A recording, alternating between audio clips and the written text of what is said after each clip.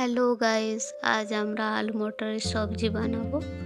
তো চলো দেখো কি করে বানাই। ফার্স্ট আমরা কড়াই নেব, কড়াইয়ে তেল নেব।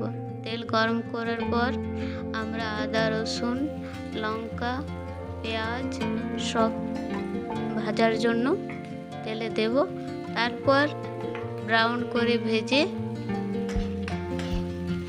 আমি যে রান্নাটা করছি সেটা ইউনিক না, তাও আমি একটু ভেবে দেখলাম যে তোমাদের সাথে একটু শেয়ার করি। আমরা আদা, রসুন, পেঁয়াজ, লঙ্কা সব ভেজে নিয়েছি ব্রাউন করে। তারপরে আমরা এক এক করে মশলা দেব। ফার্স্ট দেব হলুদ, তারপরে আমরা চিকেন মশলা দেব, তারপরে সবজি মশলা। নুন আমরা আগেই দিয়েছি, তার জন্য এখন দিলাম না। তো তারপর আমরা এখন দিয়ে দেবো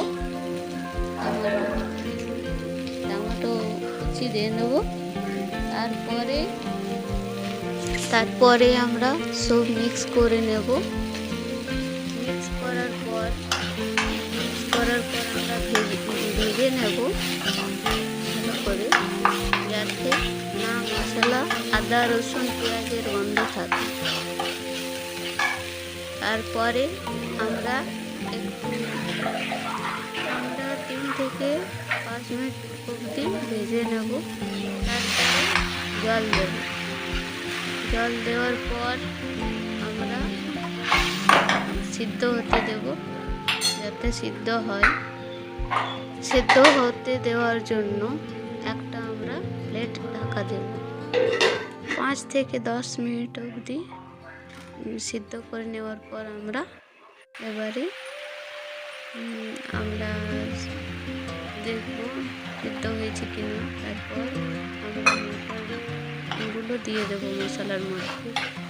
তারপরে মশলা আর মটর মিক্স করে একটু ভেজে নেওয়ার পর তারপর আলুগুলো দিয়ে দেবো। আলুগুলো মিক্স করে নেব।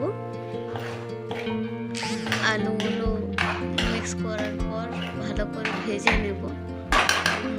মশলা সব মিক্স করে ভেজে নেওয়ার পর তারপরে আমরা পরিমাণ মতো জল দিয়ে দেব। জল দিয়ে দেওয়ার পর আমরা একটা প্লেট ঢেকে দেব। ঢেকে দেওয়ার পর আমরা দেখব সিদ্ধ হলো কিনা। তারপর সিদ্ধ হয়ে যাবে। তারপরে আমরা সবজি হালকা করে মিক্স করে দেব। এখন তো ফুলকপি, বাঁধাকপি, সবুজ মটর এগুলোই এখন সিজন। তো সিজনের জিনিস সিজনেই ভালো লাগে। তো তার জন্য আমি ভাবলাম চলো তোমাদের সঙ্গে আলু মটরের রেসিপিটা শেয়ার করি। ভালো লাগলে লাইক এবং সাবস্ক্রাইব করে